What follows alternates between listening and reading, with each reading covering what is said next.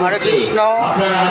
আপনারা আজকে পূর্ণ রথযাত্রা, এই রথযাত্রার দিন কলকাতা বাগবাজার গিরিশ ঘোষের থিয়েটার মঞ্চ, সেই গিরিশ ঘোষের নামকরা থিয়েটার মঞ্চ গিরিশ ঘোষ বাগবাজারের, সেই বাগবাজারের মঞ্চে আপনারা রথযাত্রা উপলক্ষে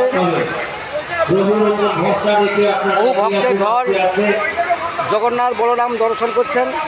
আজকে রামায়ণ গানে যিনি মাইক অপারেটর করবেন, এই অপারেটরকে আপনারা দেখতে পাচ্ছেন, ইনি এখন প্রস্তুতি নিচ্ছেন। অনুষ্ঠান হাজারে হাজারের শিল্পী, হাজার দর্শক, বহু নামি দামি শিল্পীরা এসে এখানে অনুষ্ঠান করার সুযোগ পায়। তো আপনারা দর্শন করছে এখন এই রথযাত্রার দিন জগন্নাথ বলরাম সুভদ্রা মা। আমি মঞ্চে আসার জন্য অনুরোধ জানাচ্ছি। এরপর চরিত্র অধিকারী